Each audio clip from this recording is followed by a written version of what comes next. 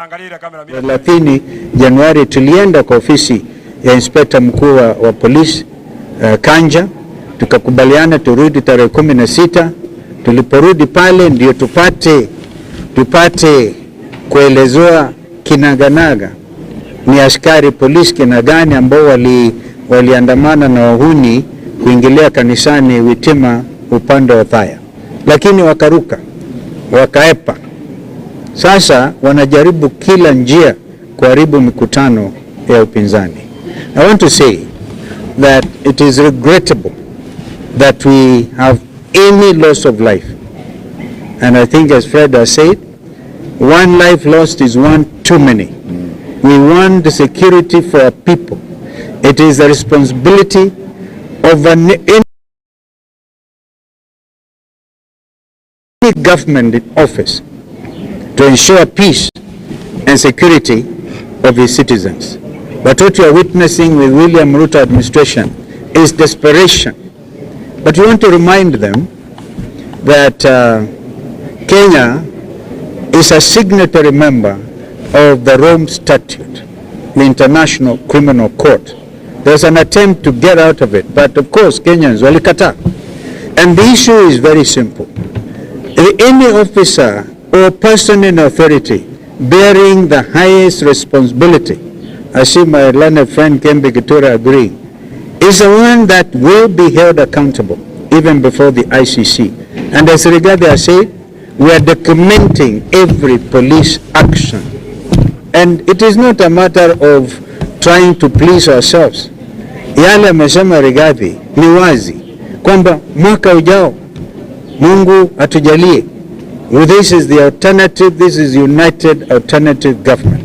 So don't think that Rigathi it's kind of wishful thinking. This is the reality. The reality as we speak this morning is the country is galvanized on one agenda, that William Ruto will serve one term, if indeed he is allowed to serve that one term. And the reasons are clear. He has accused us of having no agenda. Agenda item number 1 is to return this country to constitutional order, to observance of the rule of law under the supreme law of the land, Constitution 2010, which William Ruto and his officers seem geared towards dismembering. And of course we can. And this is why we proudly stand here in this beautiful Kamal Park Hotel to tell Kenyans that we are on course, that nobody should threaten you, that you do not have a right to assemble peaceably, you do not have a right to picket, you do not have a right to hold public opinion. Indeed, we want to assure you that we are so focused that even on the IEBC itself, we went and met them, and the first action they did was to remove Margarian, I think that's it. Marjan. That was not enough. They replaced Marjan. That's a name. I have some difficulty pronouncing it. I think I remember Atun Margarian. They replaced him very quickly with an officer who was from the lower ranks because they think he will serve their purpose. We are saying that there must be proper advertisement for the next CEO of IEBC, so that we will all, Kenyans will know if justice has been served in the appointment, in the recruitment appointment of the next CEO, which should be immediate because elections are next year. So it is not that Sunkuli is going to sit there. We have a lot of information of what Sunkuli did in 2022 wakati wa viparanga vya computer na vitu kama hivi. So that is one point. The other point is today we are going to talk to the country. Abagushi wameongea jana. They have given us our brother Fred Matiangi tuunde serikali. And of course we are moving forward very strongly with our young people. We will not rest until justice is served on the cases, the 70 plus Kenyans who lost their lives because of the 2024 Gen Z revolt. We will never rest until we see justice being served on the 70 others or thereabouts who will suffer a similar fate in 2023, wakati hata baba alikuwa hai. We are nearly killed along with them, Mnakumbuka in 2024 alisema baba kaa nyuma, hii kazi tutamaliza. And today justice are not being served. There's even the so-called 10-point agenda that Raila and Uhuru, and Ruto had agreed on, which should be by the end of March, by this March, in the next 1 week, and nothing has happened. And even if they are to think of compensating the lives of those young people, how about the many business people who suffered great loss in Nairobi Central Business? Now again, the same goons walikuja wakatumiwa na police. So Kenya National Human Rights Commission, I think, is now properly seized with all of this. As a united alternative government, we are working with every human rights organization to make sure that justice is served. Hayo tutaongea juu, hayo tutaongea tukienda mbele, na pia tutasema hatutaruhusu Ruto auze kila shirika la umma. Yesterday I was in court myself. We were there with Eugene Wamala when we stopped him when he was trying to sell off JKI and Ketraco. Akaondoa shingo pande. We have seen him announce that he's going to do another deal over JKI. It cannot work without proper constitutional approach on how you deal with these things. We know that Vodafone is a very reputable British organization, but they also know that if they are dealing with a rogue administration which is trying to dispossess Kenyans of their birthright, the most profitable public company in Kenya is Safaricom and their M-Pesa applications. The amount of transactions that happen over M-Pesa hata inazidi yale ambayo ilikuwa ikifanyika na Western Union na Kisii in the diaspora. So we are going to engage him at every step of the way, but the most important thing, we have come to demonstrate our unity of purpose, and we want to thank the Bagusi people. Nyasaye amulinde. Asante. All right. We'll take one. Okay, gentlemen and ladies, we'll take one or two questions, and you will be gracious and kind. We are heading out to Nyamira, and and you know it's a rainy season. You can feel the humidity, but let's go. Yes, sir.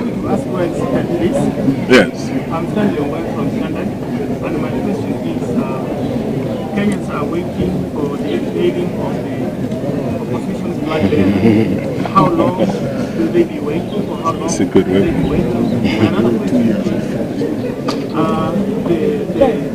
the ODM delegation led by Sifuna and his colleagues, what are you doing in terms of reaching out to them, because you mentioned it yesterday?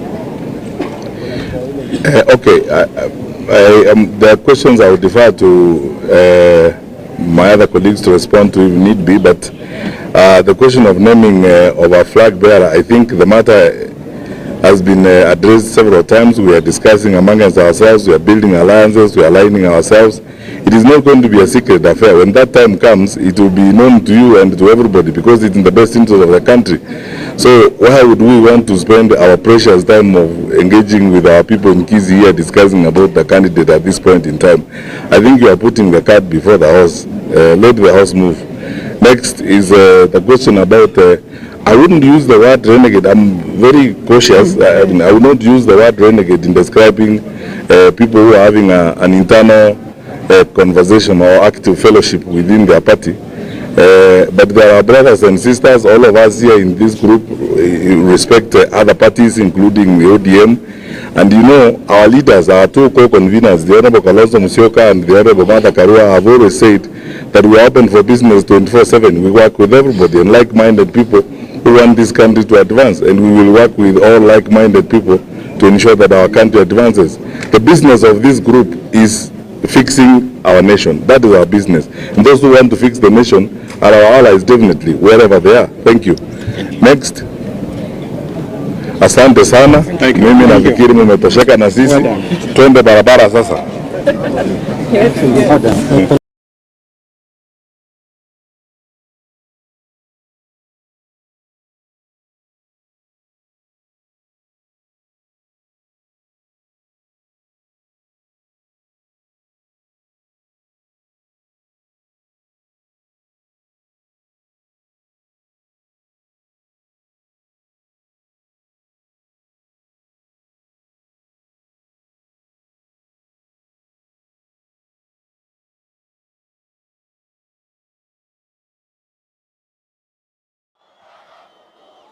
tutakafukuza Kasongo. Kasongo. Keroka oye! Mimi nataka niwaulize swali moja. Kwanza, nyinyi mnakubaliana mtupatie kiongozi huyu Dr. Fred Okengo? Dr. Fred Okengo. Tukienda Nairobi, Dr. Fred aongee mambo yenu. Tukienda Mount Kenya, Dr. Fred aongee maneno yenu. Tukienda Kenya mzima, Dr. Fred aongee maneno yenu. Tumekubaliana? Keroka, mimi nataka niwaulize swali. Tukikubaliana, hawa principals wote wa opposition wakikubaliana, huyu Fred Matiangi ashindane na William Ruto, mtachagua nani? Mtachagua nani? Mtachagua nani? Hawa wazee wakikaa chini wakubaliane, William Ruto ashindana na Kalonzo Musyoka, mtachagua nani? Mtachagua nani? And they are feeling very intimidated when they are being forced to commit crimes when their work is to stop crime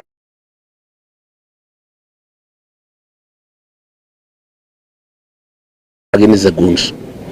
They are telling us that CS Kipchumba Murkomen and PS Raymond Omolo is putting them under intense pressure to work with goons, to defend goons, and to allow goons to disrupt our meetings.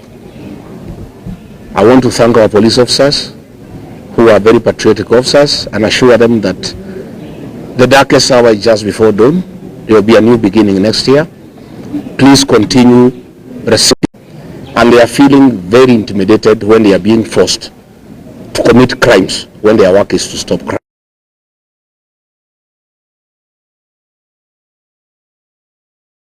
against the goons.